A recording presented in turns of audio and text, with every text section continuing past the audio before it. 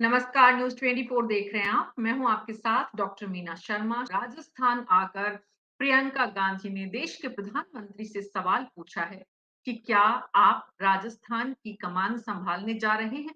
क्या आप राजस्थान के मुख्यमंत्री बनने जा रहे हैं?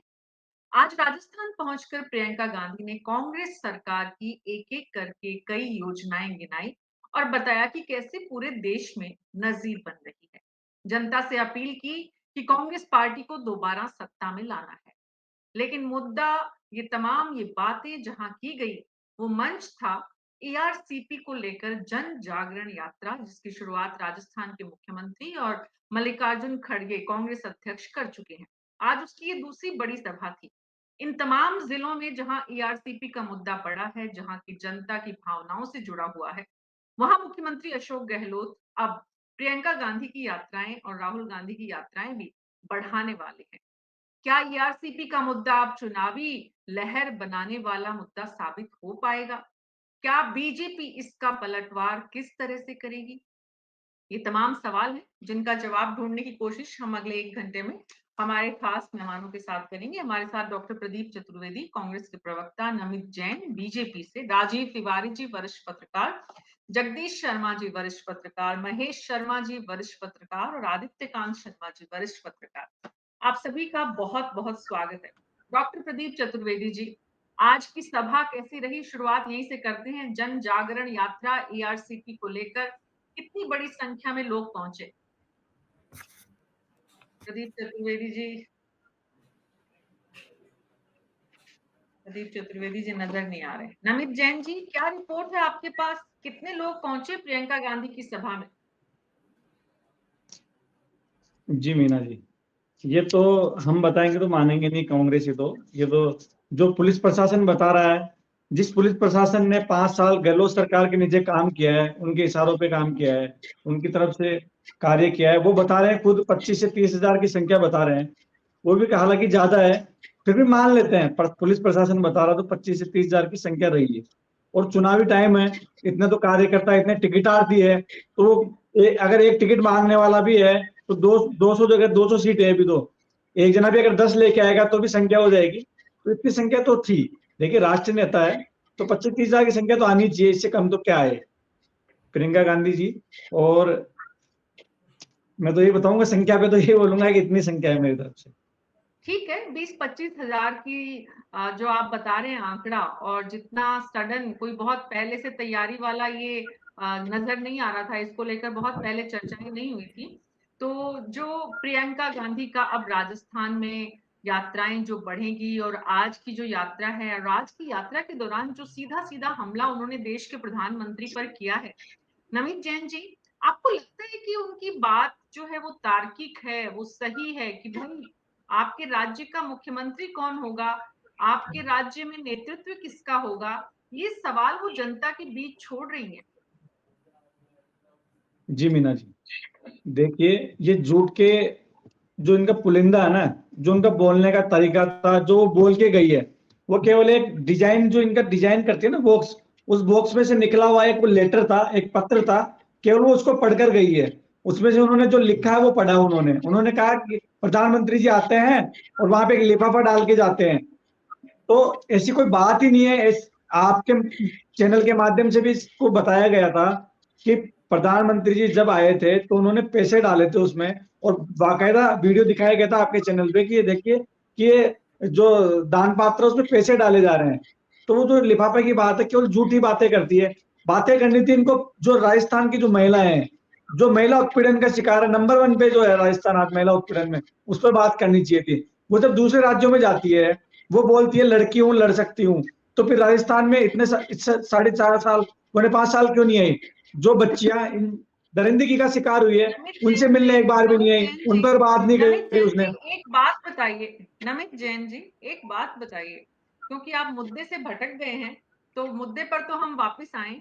उससे पहले एक बहुत इंपॉर्टेंट बात, जो आपने कहा कि प्रियंका गांधी ने यूपी में बोला लड़की हूं, लड़ सकती हूँ। आपको लगता है कि नमित जैन जी, कि हमारे समाज में लड़कियां लड़ते हुए किसी को अच्छी लगती हैं? जी नहीं, हमने थोड़ी दिया है, ये प्रियंका गांधी जी ने दिया ना ये नारा। लड़कियों लड़ सकती हूँ, तो बिल्कुल संघर्ष करना चाहिए। हम तो लाए ना 33% आरक्षण, प्रधानमंत्री जी लेकर आए हैं महिलाओं के लिए, तो वो तो हम तो कर रहे हैं ना, हम तो, हमारी बहनें हैं पूरी। ये जो देश है मातृशक्ति का, जो हम अभी नव दुर्गा का जो समय चल रहा है, हम तो पूज रहे हैं, सुबह उठते पहले कन्या पूजन करते हैं और उनका व्रत रख रहे हैं, उनके पैर छूते हैं, उनके पैर चरण धोते हैं, वो तो हम कर रहे हैं ना, और उसी के लिए लड़ रहे हैं। क्या हमारी मेरा बहन सवाल बेटियां, नहीं समझे आप। माताएं बहनें मेरा घर से बाहर नहीं सवाल निकले? नहीं समझे आप नमित जी, मेरा सवाल नहीं समझे आप। संघर्ष तो करना अलग विषय है, संघर्ष तो सभी को करना है जो इस दुनिया में आए हैं। मुख्यमंत्री अशोक गहलोत भी संघर्ष कर रहे हैं, सचिन पायलट भी संघर्ष कर रहे हैं, वसुंधरा राजे भी संघर्ष कर रही हैं, तो हम सब तो हैं ही क्या। वो राज्य के मुखिया रहे हैं और मुखिया हैं और मुखिया बनने की तैयारी करने वाले हैं। तो वो लोग जब संघर्ष कर रहे हैं, मतलब संघर्ष का नहीं है। मेरा सवाल ये था कि जो नारा दिया था ना प्रियंका गांधी जी के, जो डिजाइन बॉक्स अपने आप में एक बहस का विषय है। अब डिजाइन बॉक्स कितना काम करेगा आने वाले दिनों में, ये भी एक बहस का विषय है, ये भी एक सवाल है, क्योंकि बहुत कुछ हो चुका है डिजाइन बॉक्स के नाम पर। चर्चा जो हम कर रहे हैं ईआरसीपी को लेकर, मेरा सवाल जो था उस पर किसी और दिन चर्चा करेंगे कि ये जो स्लोगन था, ये जो कैंपेन था, लड़की हूं लड़ सकती हूँ, ये इसकी शुरुआत ही और इसकी लाइनिंग ही कुछ ऐसी थी कि इस देश की जनता को, शायद दुनिया के किसी भी कोने में, महिलाएं तो बहुत प्रेम से, धीरे धीरे, प्यार से बोलते हुए अच्छी लगती है, चाहे वो घर हो, परिवार हो, दफ्तर हो। जब महिलाएं थोड़ी जोर से बोलती है तो बोलते हैं एटीट्यूड है, और भी बहुत कुछ है, बहुत सारी परिभाषाएं हैं, अभी उसमें नहीं जाना चाहते। ईआरसीपी को लेकर जो माहौल बनाने की कोशिश राजस्थान के मुख्यमंत्री और कांग्रेस पार्टी इस वक्त कर रही है, क्या ईआरसीपी चुनावी लहर लाने वाला मुद्दा बन पाएगा? जगदीश शर्मा जी।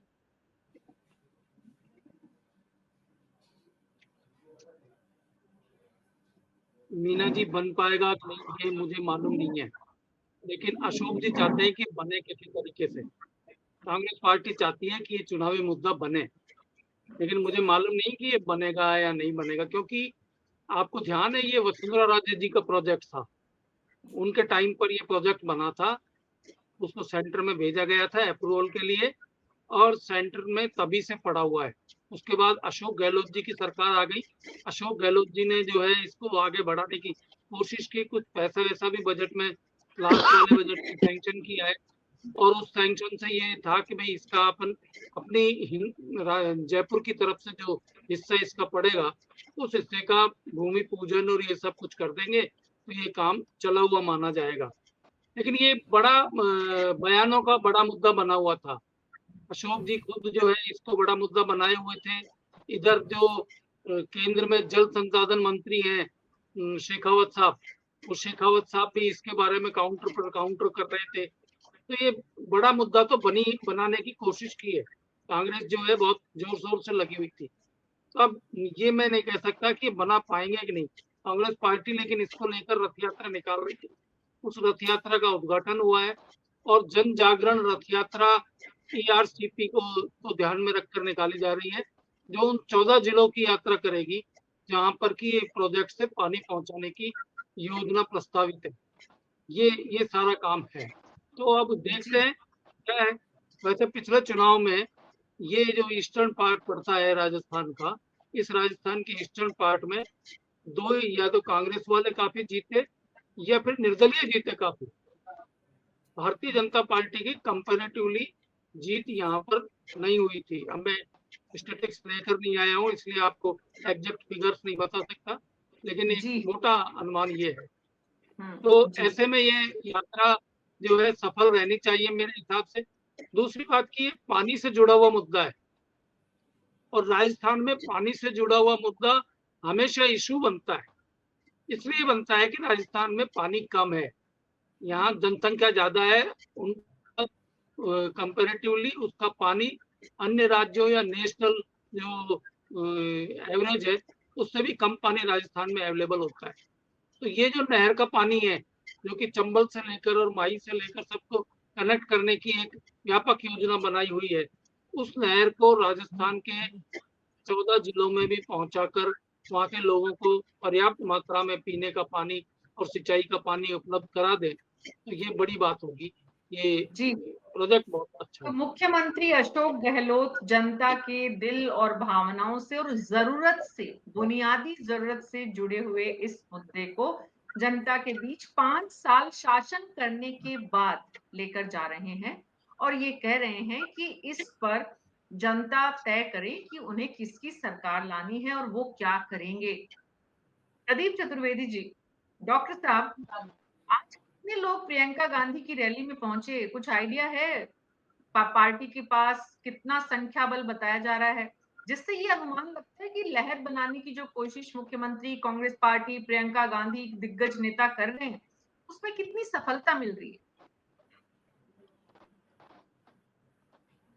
देखिए मीना जी, जब तक मेनका गांधी की प्रियंका गांधी की बात है, वो आती हैं और युवाओं का वो केंद्र है राजस्थान में, और वो महिलाओं को कांग्रेस के लिए प्रेरित करती हैं, तो उनकी तो घर को बांट कर बात करती हैं। तो ये सामंजस्य है युवा पीढ़ी का, और युवा पीढ़ी वोटों को लुभाने के लिए देश में सचिन पायलट और प्रियंका गांधी सक्रिय हैं, और उस युवा वर्ग की आज सबसे बड़ा प्रभावी वो बैंक है उसको अपने बात से, अपने सिद्धांतों से उनको प्रभावित करने का प्रयास करेंगे, और कुछ हद तक सफल भी।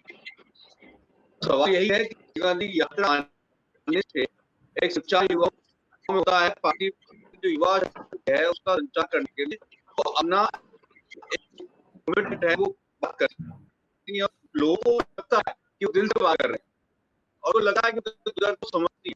सवाल यही है कि जब दुर्गत समुदाय की बात के नेता करते हैं तो उनको एक लोकप्रियता के स्तर पे होता है, और वो पार्टी में उस वर्ग को उत्तेजित चुनाव भाग में प्रेरित करते हैं, क्योंकि सबसे बड़ी बात ये है कि चुनावी प्रक्रिया में मैंने बीच में युवाओं इसलिए नहीं रोका जगदीश जी, डॉक्टर प्रदीप चतुर्वेदी, करीब 2-2.5 मिनट आप बोले हैं, लेकिन 2 सेकंड भी समझ नहीं पाए कि आप क्या बोल रहे हैं। तो अब मुझे लगता है आपने पिछली बार कहा था आप कह दो, तो मुझे ही डोटासरा जी को या कांग्रेस के आपके सीनियर लोगों को आपके ये वीडियो भेज के बताना पड़ेगा कि भई अपने लोगों को इक्विप्ड करिए। तो आपको वापस कनेक्ट होना पड़ेगा क्योंकि आपकी आवाज नहीं आ रही, आपको सुन नहीं पा रहे हैं। राजीव तिवारी जी, ठीक मुख्यमंत्री की जो ये कोशिश है, मुख्यमंत्री जी की ये कोशिश जो है, इस कोशिश में आज की रैली को देखने के बाद क्या लग रहा है? किस तरह की संभावनाएं मुख्यमंत्री जी के पक्ष में, कांग्रेस पार्टी के पक्ष में, और प्रियंका गांधी के आने की और भी बहुत सारे मायने हैं, राजनीतिक मायने हैं, एआरसीपी के अलावा भी। देखिए, हम रैली को देखकर कोई अगर आकलन कर लें, कोई अनुमान लगा लें, तो ये गलत होगा, क्योंकि आजकल रैलियों में भीड़ जो होती है वो प्रोजेक्टेड होती है, कोई अपने मन से नहीं आता हो किसी को सुनने। तो वो जो भीड़, अगर हम उसका अंदाजा लगा के कहते हैं कि सभा सफल रही और इसका कोई चुनाव पे असर पड़ेगा, तो ऐसे तो पिछले चुनाव में भी बहुत बड़े बड़े जनसभाएं हुई थी, लेकिन असर उसका क्या हुआ था ये सबको पता है। तो सिर्फ भीड़ से आकलन नहीं, हाँ प्रियंका गांधी जी आई, उन्होंने भाषण दिया। तो दूसरी जो बात है कि अगर यहाँ पर प्रियंका गांधी जी की जगह खुद अशोक गहलोत और सचिन पायलट मन से सभा करते और पूरा वो एक माहौल बनाते, तो कांग्रेस के पक्ष में काफी चीजें जा सकती हैं, क्योंकि देखिए गुर्जर बहुल क्षेत्र है, सचिन पायलट का काफी असर है। फिर जैसा जगदीश जी कह रहे थे कि अगर हम हाड़ौती संभाग को छोड़ दें तो इस तरफ ज्यादातर सीटें जो हैं वो पिछले चुनाव में कांग्रेस और निर्दलियों ने या बीएसपी ने जीती थी। तो बीजेपी यहाँ पर संघर्ष कर रही है अभी भी, और ये जो मुद्दा है ईआरसीपी का, ये थोड़ी देर से कांग्रेस सरकार भी इसमें चेती कि 1-1.5 साल पहले से इन्होंने प्रधानमंत्री पर भी जो आक्षेप लगाए, या बजट में 3300 करोड़ रुपए का घोषणा करी कि साहब रामगढ़ को भर देंगे, तो रामगढ़ को तो आप बीसलपुर से भी भर सकते थे 50-100 करोड़ रुपए के अंदर ही, मतलब 50 करोड़ या 100 करोड़ के अंदर ही आप बीसलपुर को, सिर्फ बीसलपुर से रामगढ़ को भर सकते थे। लेकिन ये जो 14 जिले हैं, यहाँ वाकई पेयजल की समस्या है। यहाँ पर हमारा नेशनल पार्क जो है घना, उसके लिए भी पानी की जरूरत है। सवाई माधोपुर के लिए भी जरूरत है, और सिंचाई का बहुत बड़ा क्षेत्र है जिलों में जिसमें किसानों को पानी की आवश्यकता है। तो अगर ये अच्छे से इस मुद्दे को उठाएंगे तो निश्चित रूप से, और दूसरा जो एक बड़ा फायदा इनको मिलने वाला है कि अगर वसुंधरा जी का कहीं बीजेपी से किनारा होता है और उसके बाद अगर जो फायदा मिलेगा अगर उस चीज का, तो वो सारा कांग्रेस को मिलेगा। क्योंकि अगर वसुंधरा जी के वहां पे समर्थकों को टिकट नहीं मिलते हैं हाड़ौती में या धौलपुर में या अलवर में, तो उस जगह पे फिर नुकसान बीजेपी को उठाना पड़ेगा, क्योंकि कांग्रेस ऑलरेडी वहां मजबूत है, और वहां अगर किसी का प्रभाव चलता है बीजेपी में, तो किरोड़ी लाल मीणा का भी इतना नहीं है जितना वसुंधरा जी का है। किरोड़ी लाल मीणा खाली करौली और ये महुआ और ये जो मीना बेल्ट है, थोड़ा सा अलवर का हिस्सा है, राजगढ़ वगैरह, उसके अलावा उनका कहीं कोई बहुत ज्यादा असर नहीं है। तो अगर वसुंधरा जी का बीजेपी नेतृत्व से पैचअप हो जाता है ये, तो उतना लाभ फिर कांग्रेस यहाँ नहीं उठा पाएगी। और वैसे भी एंटी इनकम्बेंसी बहुत है, धौलपुर के आपके विधायक हैं, आपके भरतपुर संभाग के विधायक हैं, इनकी काफी खिलाफत हो रही है, और यही वजह है कि जो बीजेपी की अब जो सेकंड लिस्ट आएगी उसमें भी 4-5 सांसदों के नाम तय माने जा रहे हैं। राजीव जी, राजनीति को अक्सर क्रिकेट से जोड़ा जाता है। जिस तरह से आखिरी ओवर में मैच बदला जाता है, वैसे ही राजनीति में भी आखिरी मोमेंट पे क्या फैसला होता है।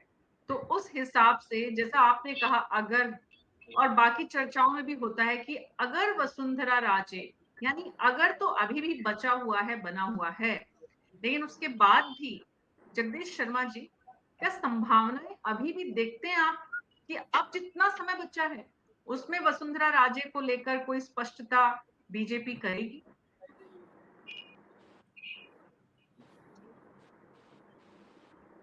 महेश ऐसा है शर्मा मीना जी, अपन जी, अपन है, ये मुझे ही कॉल किया गया है महेश जी को। मैंने बोला तो महेश जी को था, लेकिन आप कुछ बोलना चाह रहे हैं तो जरूर नहीं स्वागत है। मेरा नाम बोल दिया था, इसलिए मैं तो लेकिन महेश जी को बोलने दीजिए, महेश जी टिप्पणी करें बढ़िया। आप बोलिए। ये मैं तो इस फोरम के ऊपर पहले भी मीना जी को बता चुका हूँ कि वसुंधरा जी की इस समय पॉलिटिकल सिचुएशन क्या है। वसुंधरा जी का क्या, बल्कि तीनों स्टेट्स में, क्योंकि भारतीय जनता पार्टी ये तय कर चुकी है कि उनको किसी भी नाम के ऊपर वोट नहीं मांगना है, किसी फेस पर नहीं मांगना है, और ये केवल कमल के फूल पे वोट मांगेंगे। कमल का फूल ही महत्वपूर्ण होगा जिसके लिए कि वोट डालने की, और इसकी अपील प्रधानमंत्री नरेंद्र मोदी के नाम से होगी। आज जो है प्रियंका गांधी जी ने भी जिक्र किया था इस बात का कि प्रधानमंत्री कहते हैं कि मैं चुनाव लड़ रहा हूँ, ये मान लो, तो वो अगर यहाँ से जीत जाएंगे तो प्रधानमंत्री पद छोड़कर क्या राजस्थान के मुख्यमंत्री बनेंगे? ये कैसे कैसे सपने देखते रहते हैं लोग जो प्रधानमंत्री पद छोड़े किसी तरीके से। ये महत्वपूर्ण सपना था प्रियंका जी का।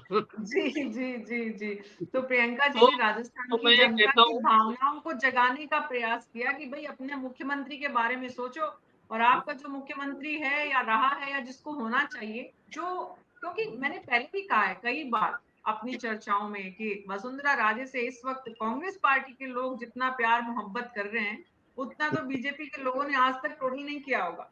बहरहाल हम वापस मुद्दे पर आते हैं। एआरसीपी को लेकर बीजेपी, कांग्रेस की इस स्ट्रैटेजी के बाद बीजेपी की रणनीति कैसे आगे बढ़ेगी महेश शर्मा जी?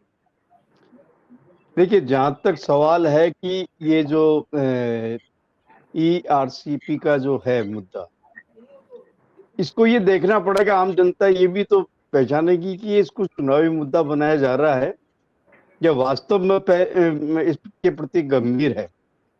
तो आपने देखा होगा कि राजस्थान में पहले यमुना के पानी और जो ईस्टर्न राजस्थान में जो नहरें जो बनी थी वो मरम्मत मांग रही थी, उसकी मांग पे आज तक कोई सरकार ने कोई गंभीरता से नहीं की। पहले ये भी देखने की बात है कि हम पुराने जो प्रोजेक्ट हैं उनको पूरा नहीं कर पा रहे हैं, हम नए एक लेके आ रहे हैं। और विशेष रूप से जिस मुद्दे को हम बना रहे हैं उसके पीछे मोटिव क्या है? एक चीज सबसे पहले है कि एक राष्ट्रीय परियोजना बननी चाहिए, ये मांग है पूरी, राष्ट्रीय परियोजना बननी चाहिए। तो राष्ट्रीय परियोजना जो घोषित होती है उसमें अंतरराज्यीय मामला बनता है, अंतरराज्यीय मामला में बन रहा है, और उस अंतरराज्यीय मामले के अंदर दूसरे राज्यों की कंसेंट भी मतलब महत्वपूर्ण होता है। तीसरा होता है तकनीकी मामला, तकनीकी मामले में कितना हम आगे बढ़ते हैं। और चौथा ये है कि ये मुद्दा है और कितने लोगों को लाभ मिलता है। ये बात इस विषय के बीच में छिपी हुई है।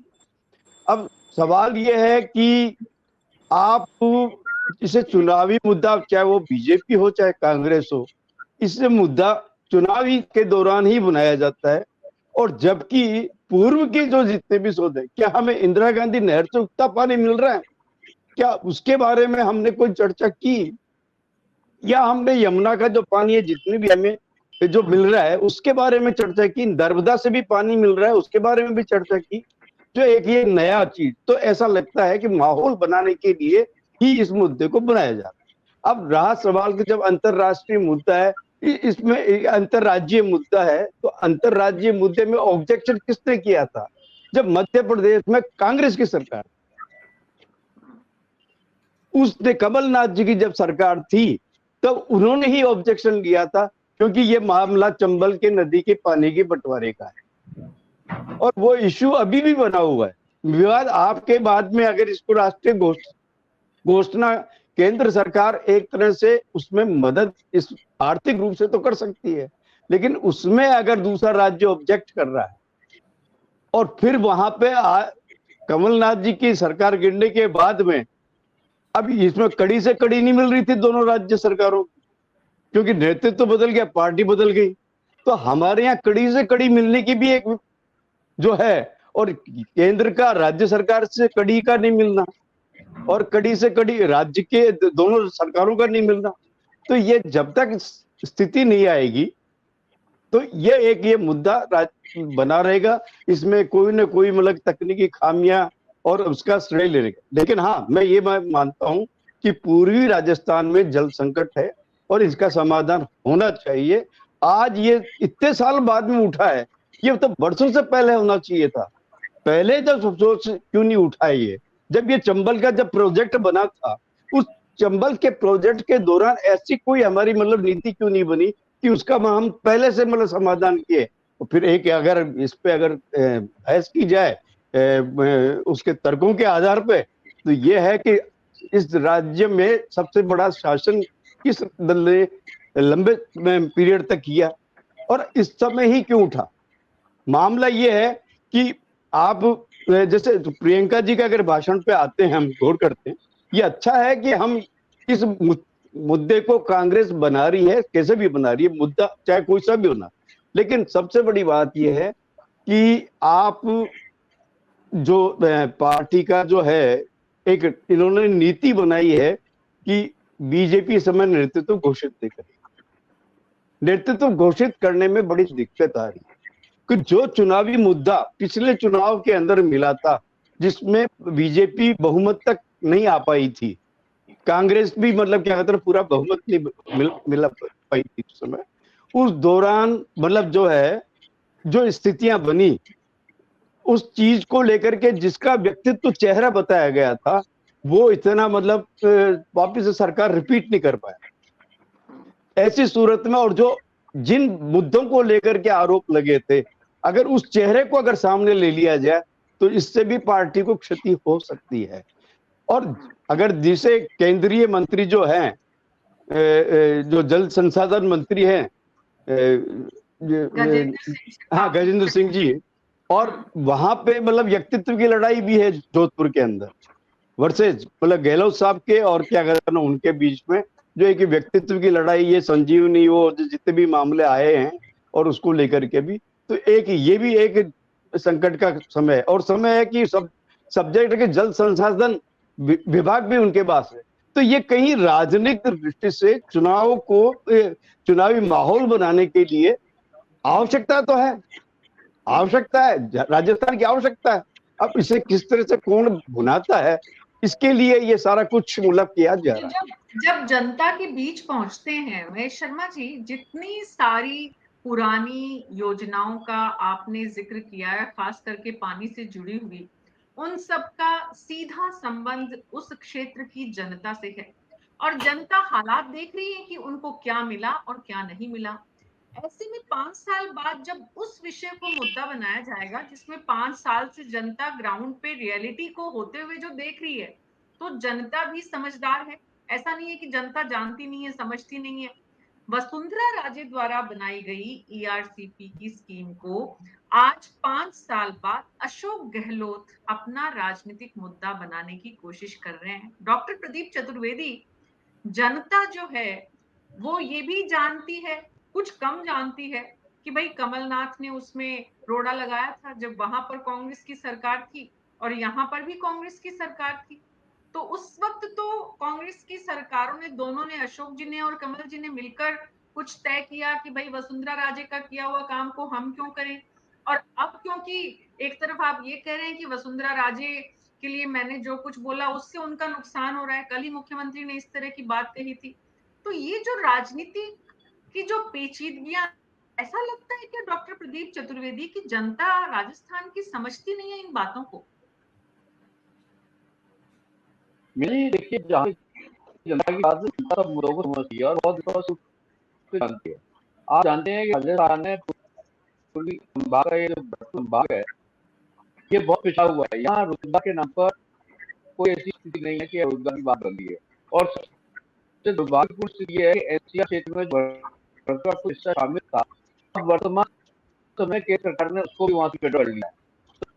तो एनसीआर में सुविधाएं प्राप्त होती थी जिलों को, क्षेत्रों को, उससे भरपूर संभाग का जो एरिया था। तो डॉक्टर प्रदीप चतुर्वेदी, एक बार फिर आपको ट्राई करना पड़ेगा अपना कनेक्टिविटी इश्यू रिजॉल्व करने के लिए। आदित्य कांत जी, आपके पास आती हूँ। आदित्य कांत जी, दिल्ली में ईआरसीपी को लेकर, नहीं, बीच में आपका ऑडियो बंद हो गया था। प्रदीप जी बोले प्लीज, अगर आप ठीक से आपका ऑडियो काम करें तो कंटिन्यू। मेरा ये कहना मीना है कि भरतपुर संभाग में एनसीआर की सुविधाओं को वापस लेके बाद वहां की खत्म हो गई। और जहां तक पेयजल और सिंचाई जल की व्यवस्था, उसमें भी कुछ तो किसान परेशान है, वहाँ युवा भी परेशान है। और वो संभाग आज भी प्रदेश का सबसे पिछड़ा संभाग है। वहाँ पानी लेकर, रोजगार को लेकर, उद्योग धंधों को लेकर के वहाँ की जो जनता है वो बहुत पीड़ित है। और मतलब वो उनके उसके भाव में उनका कोई विकास नहीं हो पा रहा है। और दुर्भाग्य ये भी रहा कि हम राजनीतिक रूप से भी हमारे क्षेत्र में कोई ऐसा उदीयमान नेता नहीं हुआ जिसने इस क्षेत्र का विकास करने की संभावनाओं पर कुछ बातचीत की हो। अब जहां तक बात ईआरसीपी को लेकर है, तो ईआरसीपी से वहां के प्रदेशवासी बहुत आशान्वित है, क्योंकि 13 जिलों में पानी की व्यवस्था अगर हो जाती है तो सिंचित और पेयजल की बात उनको उस उपलब्ध होती है, तो उनका जीवन यापन का जो सबसे बड़ा साधन है, उससे जो आज तक वंचित हैं, तो उनकी उम्मीदें बहुत बन गई हैं। और पिछली बार की सरकार में चूंकि वसुंधरा जी का प्रोजेक्ट था, और जहां तक आपने कहा कि कमलनाथ जी की सरकार थी और अशोक जी की सरकार अगर होती, तो मेरा मानना है कि इस समस्या का हल निकल गया होता, क्योंकि दोनों राज्यों की सहमति होती तो केंद्र सरकार भी उसमें करती। पर जब से कमलनाथ सरकार वहां गिरी और बीजेपी की सरकार आई, ये मुद्दा राजनीतिक रूप से इसलिए हो गया कि अंतर प्रदेश में विवाद हो गया। इस विवाद को लेकर इंटर स्टेट डिस्प्यूटल रिड्रेसल बोर्ड में भी ये मामला गया, और उसी को मुख्यमंत्री जी ने कहा कि इन दोनों राज्यों के विवादों को हल करने का प्रयास केंद्र पर प्रधानमंत्री करें। उन्होंने सांसदों से भी अपील की थी कि इस डिस्प्यूटल रिड्रेसल बोर्ड में अपनी बात रखें और जरूरत हो तो मैं भी उसमें जाने को तैयार हूं। तो मुख्यमंत्री अशोक गहलोत चाहते थे किसी लेवल पर ये केंद्र में इसमें समझौता करा दे। और इसमें एक प्रावधान भी है कि अगर दो राज्यों के बीच डिस्प्यूट हो तो केंद्र अपनी तरफ से उसमें शर्तों में ढील देकर भी समझौता करा सकता है, ये अधिकार केंद्र के पास है। लेकिन चूंकि मुख्यमंत्री अशोक गहलोत ने इस बात को राजनीतिक रूप से भी इस्तेमाल किया और उसका हक पाने का प्रयास किया, तो ये राजनीतिक मुद्दा होने की वजह से मामला उलझ गया है। मोदी जी और अशोक गहलोत दोनों नेता राजनीतिक श्रेय लेने की लड़ाई लड़ते हैं, और उन दोनों का स्वभाव इस मसले को लेकर एक ही है। मेरा मानना यह है कि उन दोनों के स्वभाव की वजह से मामला अटक गया है, क्योंकि मोदी जी राजनीतिक रूप से कोई श्रेय किसी योजना को देने को तैयार नहीं है। आपको याद होगा राजस्थान की यात्रा में उन्होंने खुद कहा था कि वो इसे राष्ट्रीय परियोजना घोषित करेंगे। राजस्थान में आज भी देश में आज 21 परियोजनाएं हैं, लेकिन राजस्थान सबसे बड़ा राज्य होने के बावजूद भी उसमें एक भी राष्ट्रीय परियोजना नहीं है। तो बात यही है कि दोनों नेता अशोक गहलोत और नरेंद्र मोदी राजनीतिक श्रेय की लड़ाई लड़ते हैं, और उन्होंने साफ साफ गजेंद्र सिंह शेखावत ने कहा भी था कि हमारी सरकार आएगी तो हम योजना बना देंगे। उसी दिन से बात साफ हो गई कि ये राजनीतिक होड़ का मामला हो गया है, और अब इन्होंने जो बात कही है उसमें केंद्र सरकार अशोक गहलोत जी के इस जो उपलब्धि है उसको किसी भी तरह से हासिल नहीं होने देंगे। ये बात दोनों के एटीट्यूड से साफ है, और ये जनता समझ रही है इस बात को।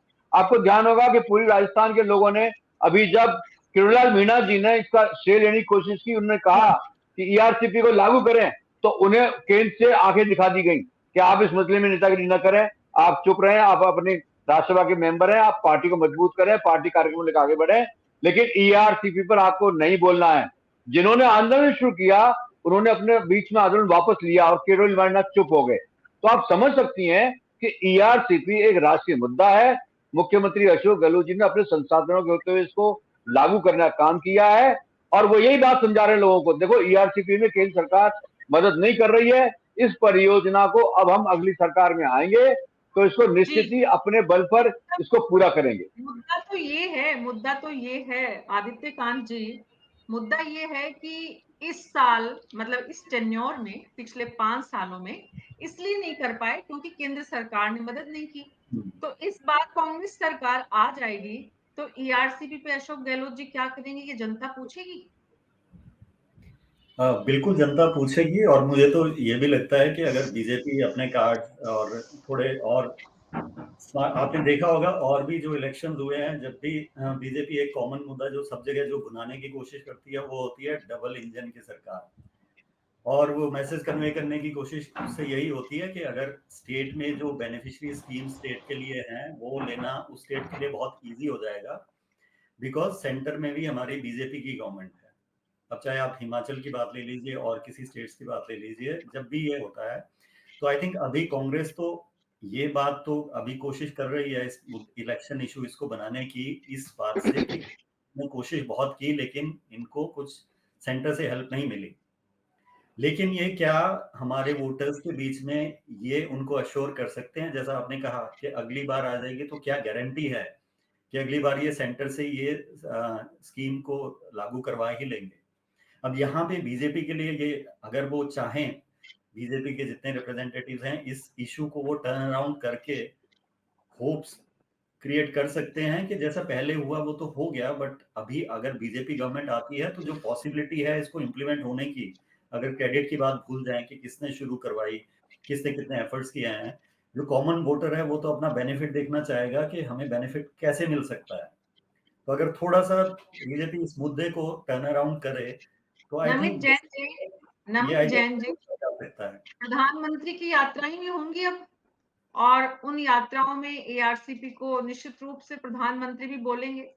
तो ये जो कांग्रेस पार्टी की जन जागरण यात्रा है ईआरसीपी को लेकर, इसका काउंटर क्या कर रहे हैं आप लोग तैयार?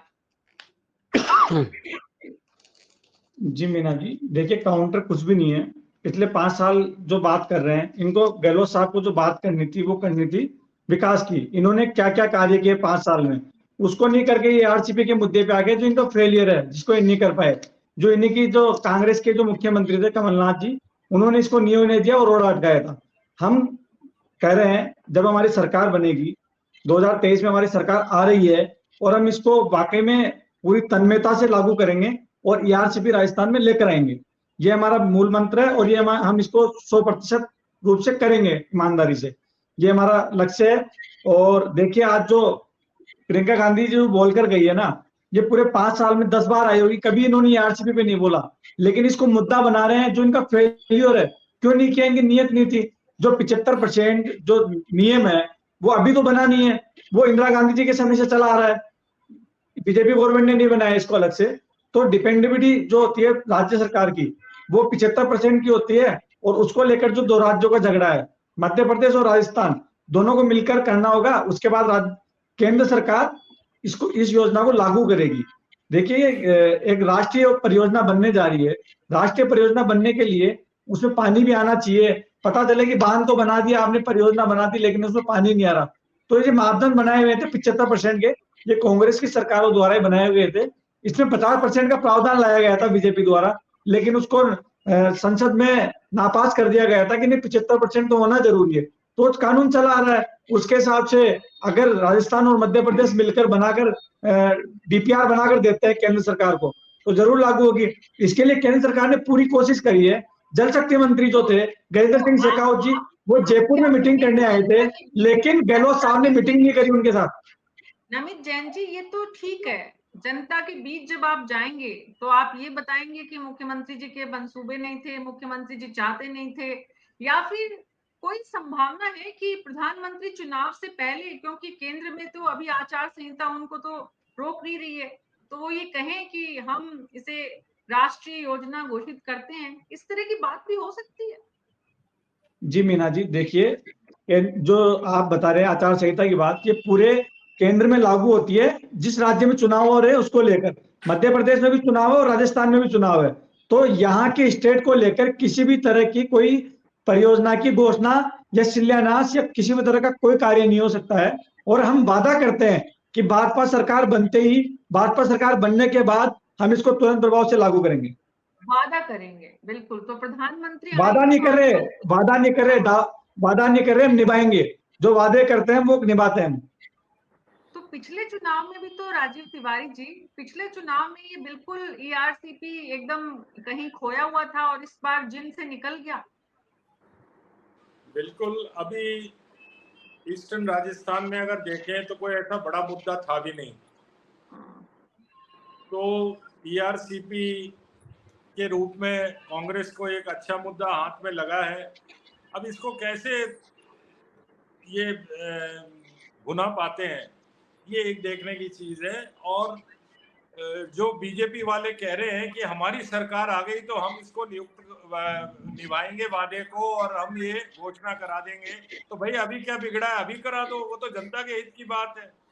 आपको आचार संहिता पहले भी 1-1.5 साल से सारे प्रदेश के नेता अनुरोध कर रहे हैं, भाजपा के अलावा कांग्रेस के भी कर रहे हैं और दूसरे नेता भी कर रहे हैं। तो आप, बेनीवाल जी की पार्टी कर रही है, तो आप अभी कर देते इसको। आपकी सरकार आने पर ही क्या सब काम होंगे, दूसरे की सरकार होगी, केंद्र में अगर बीजेपी की सरकार होगी या कांग्रेस की सरकार होगी तो क्या कोई काम नहीं करोगे आप? ये कोई बात थोड़ी होती है, तो पूरे स्टेट राष्ट्र के रूप में बात होनी चाहिए ना, कि हमारी सरकार आएगी तो हम करा देंगे, नहीं तो कांग्रेस की है तो वो जाने, उनके आपस में लड़ रहे हैं, ये हो रहा है, अंतर प्रदेशीय अंतरराज्यीय मुद्दा बना दो उसको। ऐसा नहीं होता है। जब कोई केंद्र में सरकार होती है वो पूरे देश की सरकार होती है, उसको पूरे जो आपके राज्य हैं, जितने भी केंद्र शासित प्रदेश हैं, सबका ख्याल रखना पड़ता है, सबकी योजनाओं का ध्यान रखना पड़ता है। तो आपको इस तरीके का स्टेटमेंट पब्लिक मंच पर नहीं देना चाहिए पार्टी के रूप में, ठीक है ना? राजीव जी, मैं बोलता नहीं हूँ चैनल पर, बीच में मैं बोलता नहीं हूँ, लेकिन इसलिए बोल रहा हूँ, गजेंद्र सिंह शेखावत जी 2 बार राजस्थान आए समय लेकर मुख्यमंत्री जी से, मुख्यमंत्री जी ने और यहाँ के जो जलदाय मंत्री महेश जोशी जी, उन्होंने समय दिया था, लेकिन जब रात को 9 बजे उनको एक फैक्स भेजा जाता है कर्मचारी के द्वारा कि कल मुख्यमंत्री जी और जलदाय मंत्री जी यहाँ आपके साथ मीटिंग नहीं कर पाएंगे, ऐसा 2 बार हो चुका है। ये काम राज्य सरकार और केंद्र सरकार को मिलकर करना था, इनकी नीयत नहीं थी। रहते हैं, संसद नहीं चलती तो राजस्थान में ही रहते हैं, वो कोई बाहर थोड़ी जाते हैं, राजस्थान के ही हैं। तो राजस्थान की तो मीटिंग तो करे ना, इनकी नीयत नहीं थी ना मुख्यमंत्री जी की। ऐसे थोड़ी है कि किसी अगर मिठाई खाने चल गए, बाकायदा प्रोटोकॉल होता है इसका, प्रोटोकॉल के तहत जो केंद्र सरकार का जो जल शक्ति मंत्री है वहां से ऑर्डर आता है, वहां से फैक्स भेजा जाता है, मीटिंग का समय लिया जाता है, मुख्यमंत्री जी का भी एक प्रोटोकॉल होता है, दोनों के प्रोटोकॉल है। मैं ये नहीं कह रहा मैं किसी पार्टी का पक्ष नहीं ले रहा हूँ, मैं सिर्फ ये कह रहा हूँ कि आपको ये ऐसी चीजों में संयम बरतना चाहिए कि हमारी सरकार आ गई तो हम ये करा देंगे। अरे भाई, केंद्र की परियोजना है, राष्ट्रीय परियोजना की बात है, तो उसको केंद्र को करने दो। तो राज्य सरकार तो साथ दे देगा, राज्य सरकार को साथ देना पड़ेगा ना। कहाँ दे रही है? मीटिंग करने को तैयार नहीं है, राजस्थान में बजट में घोषित हो गया, मीटिंग करने को तैयार नहीं है। बजट घोषित 1 रुपया भी नहीं लगाया बजट में से भी। नमित जी नहीं लगाया, घोषणा तो कर दी ना। ऐसे तो बहुत सारी घोषणाएं केंद्र भी कर चुकी है, कहीं लगा क्या वो पैसा? लग रहा है सब जगह। बताइए कौन सी परियोजना, हम बता देंगे, है? सारा डेटा है हमारे पास। यही बता दो ERC ये पे तो क्या लीजिए, किया? आपका कहना सही है, आपका कहना, आपकी बात नहीं काट रहा, आप वरिष्ठ पत्रकार है, बिल्कुल आपकी बात का आप सम्मान तो करता हूँ, वरिष्ठ हैं, और मैं बीच में बोलता नहीं हूँ मीना जी के आपके चैनल पे, आपके मैं विधायक सभी चैनल पे बोलता हूँ, लेकिन हमारे मीना जी के रिश्तेदार चैनल पे नहीं बोलता। मेरे को इसलिए बोलना पड़ा क्योंकि आपने मेरे पे कटाक्ष किया था, मैं उसका जवाब दे रहा हूँ। मैं आपका प्रतिकार नहीं कर रहा, मैं केवल मेरा जवाब दे रहा हूँ, मैं आपका प्रतिकार नहीं कर रहा। शुक्रिया नमित जी समझने के लिए। बात ये है कि जैसे यहाँ पर 1 घंटे के कार्यक्रम में जिस अनुशासन की जरूरत है और जनता जो इस कार्यक्रम को देख रही है और जिनके लिए हम ये चर्चा कर रहे हैं, दरअसल ERCP के इस पूरे प्रकरण में जो सबसे ज्यादा भुगत भोगी है वो जनता है। आपने खुद स्वीकार किया, डॉक्टर प्रदीप चतुर्वेदी ने यहाँ पर, कि राजनीतिक मुद्दा इसे नरेंद्र मोदी और अशोक गहलोत बना रहे हैं और वो पूरी तरह से राजनीति करते हैं, ये भी उन्होंने स्वीकार किया और अच्छा लगा कि ईमानदारी से उन्होंने इस बात को स्वीकार किया। मुद्दा ये है कि इसमें जनता जो है लूजर वो है, उसके हाथ में कुछ नहीं आ रहा। वो भी क्या, आप जनता को कोई बड़े कारखाने दे रहे हैं, आप जनता को कोई सोने चांदी की खान लगा के दे रहे हैं, आप पानी के मुद्दे पर राजनीति कर रहे हैं। मुख्यमंत्री, लोक कल्याणकारी मुख्यमंत्री, सारे काम को छोड़कर पहले मैं इस विषय पर प्रधानमंत्री जी से समाधान चाहता हूँ। क्या मुख्यमंत्री ऐसा सोचते तो ये मुमकिन नहीं था। और क्या देश के प्रधानमंत्री जो हर घर जल और नल और पता नहीं शौचालय और जितनी सारी बातें हैं, 5 साल उनके लिए भी कम रह गए इस विषय पर बात करने के लिए। तो जब जनता दोनों को देखती है तब जनता के पास 2 विकल्प बचते हैं कि भाई एक तो हम कड़ी से कड़ी जोड़ेंगे तो क्या पता उम्मीद में हमारा काम हो जाए। जगदीश शर्मा जी, एक तो ये रास्ता है जनता के पास, और दूसरा रास्ता ये है कि केंद्र ने जब 5 साल में नहीं किया तो अगले 5 साल में भी हम बताते हैं उनको कि आपने क्यों नहीं किया। हमने, अगर राज्य में आपको सरकार नहीं दी, शासन नहीं दिया, तो आपने पानी तक की समस्या से ये बताएंगे कि आपकी सरकार आएगी तभी देंगे।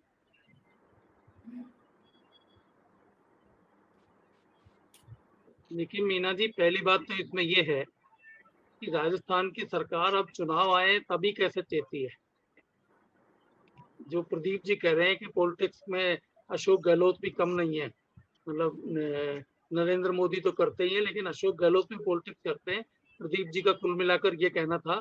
तो कांग्रेस को ये अब चुनाव आए तभी ERCP का ये आंदोलन तो पहले भी हो सकता था, ये आंदोलन आज से 2 साल पहले भी किया जा सकता था।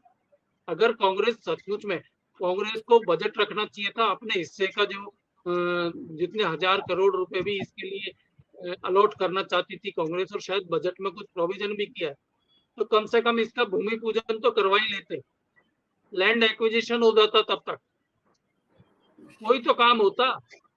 लेकिन राजस्थान गवर्नमेंट 5 साल तक चुपचाप बैठी रही सिवाय बयानबाजी के, और अशोक गहलोत नरेंद्र मोदी की चीजों को या भाषणों को कोट ही करते रहे।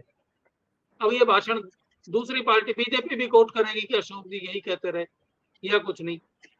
सवाल ये है कि आप किसी प्रॉब्लम का सॉल्यूशन ढूंढना चाहते हैं या प्रॉब्लम को पॉलिटिक्स में उलझाकर खत्म कर देना चाहते हैं। अगर सॉल्यूशन ढूंढना होता तो अशोक जी जाकर प्राइम मिनिस्टर के साथ 1-to-1 बैठक करते, टाइम लेकर बैठक करते उनके साथ, और उनको बताते किस तरीके से 14 डिस्ट्रिक्ट्स में ये पानी की बड़ी प्रॉब्लम हल करने के लिए, और आप मध्य प्रदेश से भी कहिए ताकि वो भी हमको परमिट कर दें कि चंबल के पानी का जो बंटवारा है वो बंटवारा इस ढंग से हो जाए कि हमारी ये 14 जिले की प्रॉब्लम भी खत्म हो जाए, क्योंकि ओवर फ्लोटिंग वाटर भी एक प्रॉब्लम है बहुत सारी जगह। आज आपने इसी सेशन में देखा होगा कि चंबल से कितना पानी कितनी दफे बाहर निकाला गया, क्योंकि बांध नहीं टूट जाए, क्योंकि वो इतना ज्यादा पानी उसमें आ गया। तो वो पानी को अगर डाइवर्ट करके हम ERCP की तरफ ले आते हैं तो हमारा भी काम हो जाता है और वो प्रॉब्लम भी नहीं होती। वहां पर हमारे यहाँ पर कितना ही सरफेस वाटर बिना जरूरत के, बिना नीड के, बिना उपयोग हुए बह जाता है। तो ये असल में राष्ट्रीय मुद्दे हैं, और इस राष्ट्रीय मुद्दे को इसी ढंग से करना चाहिए। और अगर एक स्टेट का मुद्दा है तो स्टेट को थोड़ा सा भले ही चुप रहकर भी, मैं तो ये मानता हूँ अशोक जी को भले ही चुप रहकर भी बात करनी होती या प्रधानमंत्री जी से जाकर रिक्वेस्ट करनी होती तो जाकर बात करते, बजाय इसके कि इस पे बयान जारी करते। उद्घाटन भी नहीं हुआ इसका, बजट में कुछ हजार करोड़ रुपए का प्रोविजन जरूर किया है, लेकिन आप एक जमीन के ऊपर इसका नहर का शिलान्यास तो कर ही देते कम से कम। ये काम तो हो ही सकता है। कम से कम एक संदेश तो दे पाते जनता को भी और खुद को भी कि भाई हमने यहाँ शुरुआत कर दी है, हमारे हिस्से का जो पैसा है वो भी हम अलॉट कर रहे हैं और हम इसमें काम भी करवा रहे हैं। अब हमें केंद्र सरकार से मदद के लिए मैं कहना चाहूंगा इसमें बड़ी महत्वपूर्ण है, एक बात मैं कहना चाहूंगा कि प्रियंका जी ने आज इस मुद्दे को उठाया, इस पे केंद्र सरकार को भी आड़े हाथ लिया और सारी बात की। मैं तो ये जानना चाहता हूं कि इनको पहले से इस मुद्दे की जानकारी थी कि नहीं थी, क्योंकि प्रियंका जी साल में 4 या 5 बार प्रभावित जिला जो सवाई माधोपुर है वहां पर्यटन के लिए आती हैं, टूरिज्म के लिए। तो आज तक इस मुद्दे को क्यों नहीं उठाया उन्होंने? या तो उनको जानकारी नहीं थी, अभी कल परसों में ही जानकारी दी कि भाई ये मुद्दा है, इसको अपने को इस रैली में उठाना है। तो अगर वो जब उस प्रभावित जिले में 2-3 जिलों में बाकायदा जयपुर से जब सड़क मार्ग से जाती हैं तो जयपुर, टोंक और ये आपका देवली और ये सवाई माधोपुर और वहां से लौटते समय दौसा और ये सारे जिले जो प्रभावित जिले हैं, ईआरसीपी जिसके लिए बन रही है उन जिलों से होकर वो गुजरती हैं, तब उनको उसका पता नहीं पड़ा। अगर पता था तो उनको पहले से इस मुद्दे को लाइमलाइट में लाना चाहिए था, एक उसको मुद्दा बनाना चाहिए था, क्यों नहीं बनाया उसको? आज ही ऐसी क्या जरूरत पड़ गई कि आके आपने आम सभा में इस मुद्दे को गर्म कर दिया? डॉक्टर प्रदीप चतुर्वेदी, आज का प्रोग्राम ही यही था, लेकिन सवाल राजीव जी जो सवाल जो उठाना तो चाहिए ना, जब आप किसी जगह आ रहे हो राष्ट्रीय नेता के रूप में। आज ही क्यों ईआरसीपी का मुद्दा, सवाल तो ये उठाया है राजीव तिवारी जी ने और वही चर्चा का दरअसल विषय है कि भाई ईआरसीपी पर अब आप राजनीति कर रहे हैं, अब आप इसे चुनावी मुद्दा बनाने की कोशिश कर रहे हैं। डॉक्टर प्रदीप चतुर्वेदी, राजीव जी ने जो सवाल उठाया है, ऐसा थोड़ी है कि इस प्रदेश की जनता, उस पूरे इलाके की जनता इस बात को समझती नहीं है कि भाई आप रणथंभौर तो आते हैं टाइगर देखने, पर हमारे घरों में पानी कैसे आ रहा है, हम कैसे जी रहे हैं, इससे आपका कोई सरोकार नहीं था। अब आप चुनाव से पहले हमसे वोट मांगना है, इसलिए आप ये बात कर रहे हैं। मीना जी, देखिए राजीव तिवारी जी ने बहुत महत्वपूर्ण बात इंगित की है इस कार्यक्रम में। उन्होंने अपने उद्बोधन में कहा है कि केंद्र सरकार की ड्यूटी है कि देश का सर्वांगीण विकास राज्य को सहयोग से करें। देश में जो ढांचा, जो आर्थिक ढांचा है उसमें जितने कर उनको मिलते हैं उसका 59% केंद्र सरकार होल्ड करती है और 41% राज्यों में वितरित होता है। आप समझ सकती हैं कि इसमें जो इसकी स्थिति है। और दूसरी बात नवीन जी को बताना चाहता हूं कि जो डिजिटल बोर्ड है, जो जिसमें विवाद होते हैं, उसमें केंद्र ने प्रावधान किया है कि राज्यों के बीच की स्थिति को उन्होंने एक नियामक रूप से उसको अंकित किया हुआ है। लेकिन केंद्र को अधिकार है कि अगर डिस्प्यूट 2 राज्यों के बीच में हो तो वो उनमें अपनी टर्म कंडीशन के अनुसार, अपनी अधिकारिता के अनुसार उसमें समझौता भी कर सकता है, उन नियमों बदलाव भी कर सकता है। ये प्रावधान है। लेकिन सवाल यह है कि इस प्रक्रिया में जितनी भी बोर्ड की मीटिंग हुई, विवाद जितने उत्पन्न हुए, उसमें केंद्र ने पहल नहीं की है। उस मुद्दे पर जिस तरह से विवाद चल रहा है और जो नियम बनाया गया है वो दोनों राज्यों में स्वीकार नहीं है, तो केंद्र सरकार को आगे आकर उसमें एक समझौता कराकर स्थिति को डेवलप करना चाहिए था, जो अधिकार केंद्र सरकार के पास है। दूसरी बात मैं आपसे कहना चाहता हूं कि राष्ट्रीय परियोजना घोषित होने से 90% जो उसका फंड है वो केंद्र सरकार देती है। ये इसमें एक प्रावधान है। तो सवाल यही है कि हर राज्य चाहेगा कि केंद्र से पैसा मिले और उसको बने, क्योंकि ये संभाग पूरी तरह से उपेक्षित है और यहाँ पर पिछले लंबे समय से राजनीतिक नेतृत्व की अभाव रहा है, क्योंकि यहाँ से कोई ऐसा नेता, मुख्यमंत्री एक बार जगन्नाथ पड़िया जी बने, लेकिन उसके बाद से इस तरह का प्रभावी नेतृत्व हमारे यहाँ डेवलप नहीं हुआ जिसने इस मुद्दे को लेकर आगे बात की हो। तो सीधी सी बात है, जहां का नेतृत्व है, जोधपुर से, उदयपुर से, कोटा से नेतृत्व आया, वहां के विकास हुए, लेकिन भरतपुर में विकास नहीं हुआ। तीसरी बात मैं कहना चाहता हूं कि आप केंद्र सरकार अगर पहल नहीं कर रही है और मुख्यमंत्री से बात जो कहना चाहते हैं, पिछले चुनाव में भाजपा को यहां वोट नहीं मिला, बिकॉज नहीं मिलने की वजह से केंद्र सरकार ने इस पूरे क्षेत्र को उपेक्षित किए रखा। उनको 1 सीट मिली थी कुशवाहा की, जो बाद में वो भी कांग्रेस में शामिल होकर के वो उनका नतीजा शून्य हो गया। तो राजनीतिक जो उनकी उपस्थिति थी इस संभाग में जब डायल्यूट हो गई तो भाजपा ने इस क्षेत्र को उपेक्षित कर दिया। सबसे बड़ी बात वही है। और कांग्रेस को चूंकि वोट मिले थे वहां से, तो कांग्रेस की जिम्मेदारी बन गई कि अगर उन्होंने लोगों ने हमको सरकार बनाने में सहयोग दिया तो हमारी नैतिक जिम्मेदारी है कि हम उन लोगों की प्राथमिकता को आगे लाएं। तो सबसे बड़ी बात यही है कि इस पूर्वी संभाग में कांग्रेस को पिछले चुनाव में बहुत महत्वपूर्ण सहयोग मिला, जिसको सरकार गठित करने में बहुत महत्वपूर्ण रोल प्ले किया। इसलिए हमारी प्राथमिकता मुख्यमंत्री अशोक गहलोत की बनी कि हम इसलिए उस जनता की जो प्राथमिकता थी, जो उनसे जुड़ा हुआ मुद्दा था, उस पे हमने 5 साल राजनीति की। अब हम चुनाव में जा रहे हैं तो उस जनता को क्या कहें, इसलिए हम राजनीति नहीं की मीना जी राजनीति नहीं की, हमने प्रयास किया ईमानदारी से। आप समझ सकते हैं केंद्र सरकार इसको राज्य घोषित नहीं कर रही है, लेकिन बंगाल में चूंकि सरकार इनकी नहीं है, वहां के विधायकों को सुरक्षा देने को सीआईएफ देगी। मतलब आप उस नियमों को तोड़ते हैं जो प्रावधान नहीं है।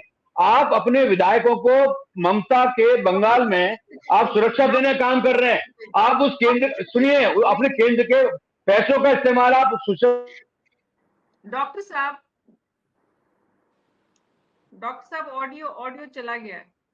ऑडियो डॉक्टर साहब जी।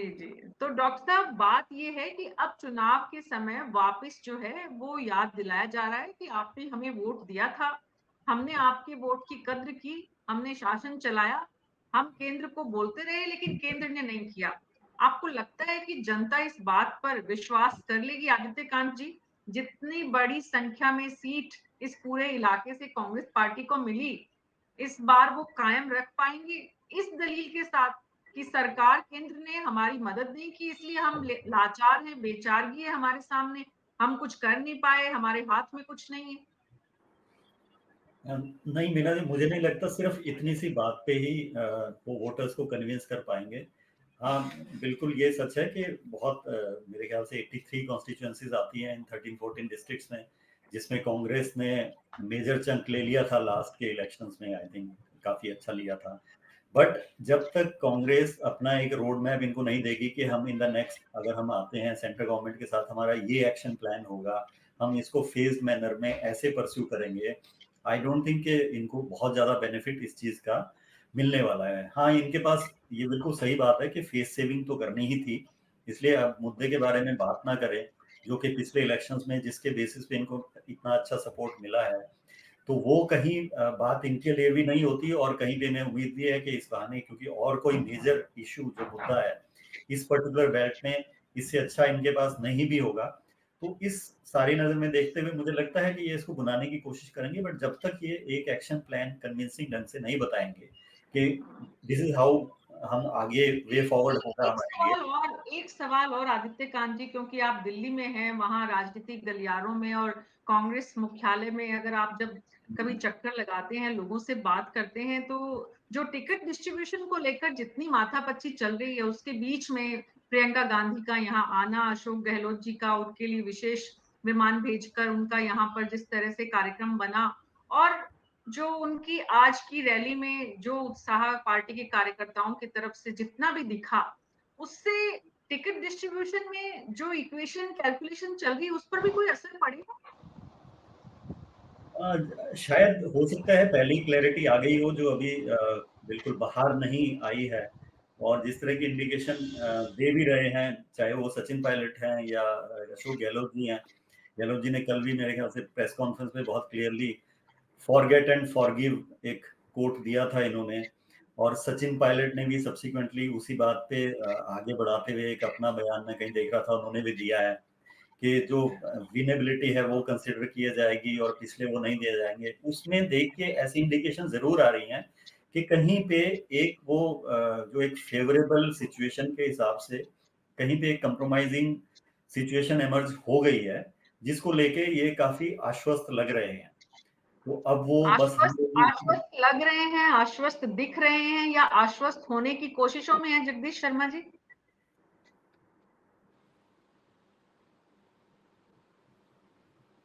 लेकिन मीना जी, जो आदित्य जी बोल रहे हैं वो मैंने भी उसकी डिटेल देखी है, रात को देख रहा था असल में। तो आज सवेरे तो कुछ इतना हुआ नहीं था, लेकिन रात को मैं देख रहा था जो कमेंट अशोक गहलोत जी ने किया, और एक्स्ट्रा ऑर्डिनरी तरीके से टिकटॉक के ऊपर मीटिंग होने के बीच में उन्होंने एआईसीसी के हेडक्वार्टर के ऊपर प्रेस कॉन्फ्रेंस की, केवल ये कहने के लिए कि आगे भी मैं ही रहने वाला हूँ।